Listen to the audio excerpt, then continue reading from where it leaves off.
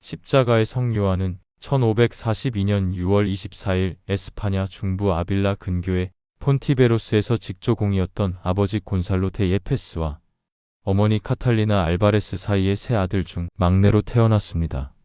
그의 집안은 개종한 유다인 혈통으로 당시 사회에서 불이익을 당하던 때라 그의 조부와 부모 모두 그런 사실을 숨기고 상인으로 열심히 일해 부유한 생활을 누렸습니다. 하지만 조부모가 일찍 돌아가면서 그의 가족은 극심한 빈곤과 궁핍 속에서 생활하였고 아버지와 형 루이스는 성 요한이 어릴 때 사망했습니다.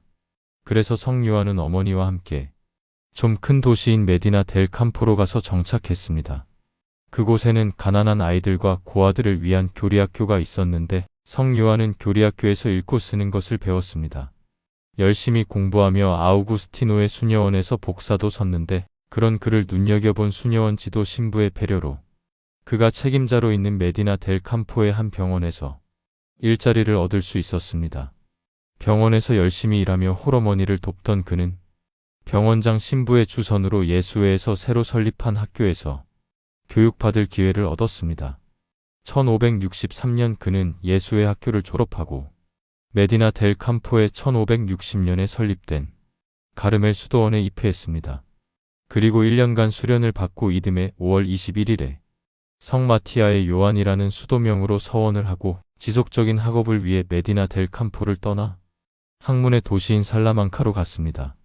1564년부터 1568년까지 성 요한은 살라망카 대학에서 철학과 스콜라 신학의 정수를 공부했는데 학업을 마칠 무렵인 1567년 살라망카 주교자성당에서 사제품을 받았습니다.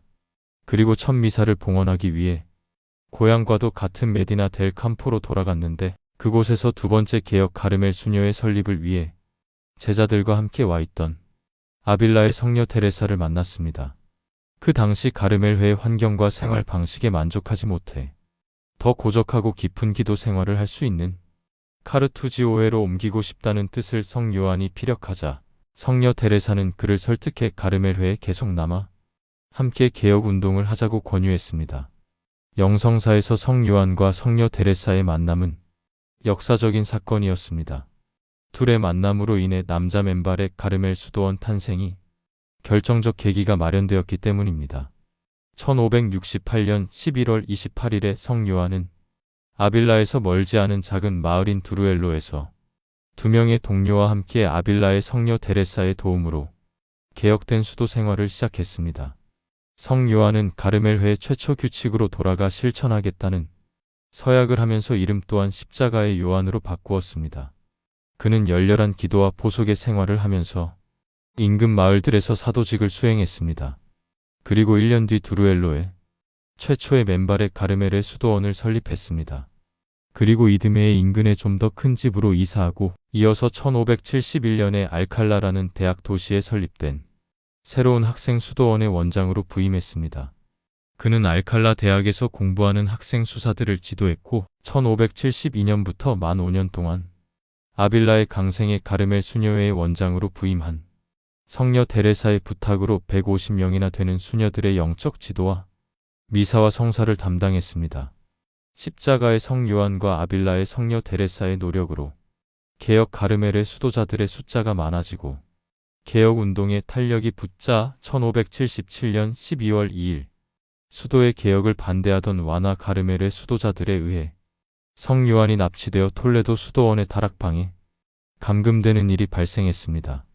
그는 이곳에서 1578년 8월까지 약 8개월간 갖은 협박과 회유, 인격 모독을 받으며 어두운 밤을 체험했습니다.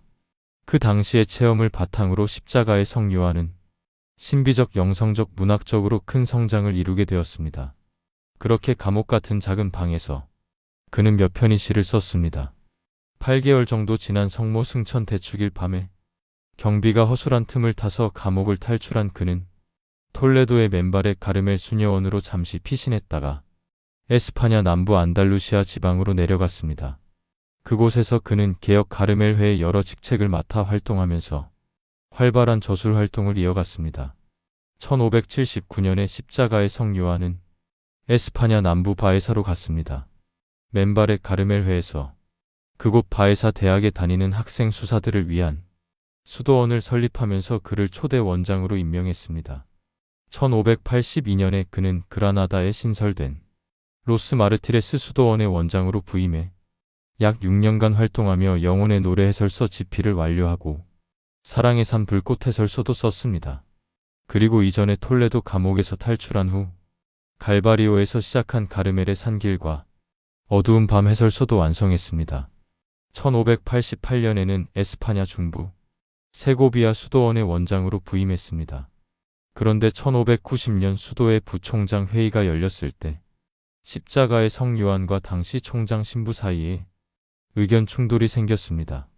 그는 가르멜의 수녀들의 자율권을 침해하는 총장의 조치에 반대했고 이로 인해 부총장직과 세고비아 수도원장에서도 물러나야 했습니다.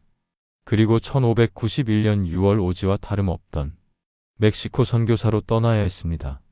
하지만 건강이 나빠지고 다리에 염증도 생겨 치료를 위해 에스파냐에 남게 되었습니다.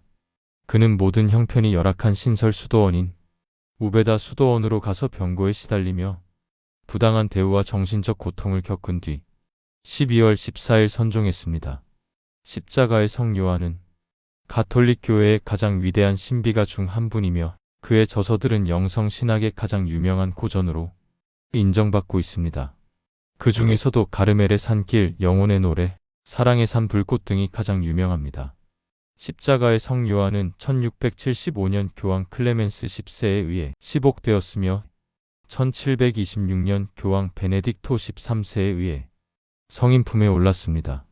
그리고 1926년 교황 비오 11세에 의해 교회 박사로 1993년 교황 성 요한 바오로 2세에 의해 에스파냐 언어권 모든 시인들의 수호성인으로 선포되었습니다.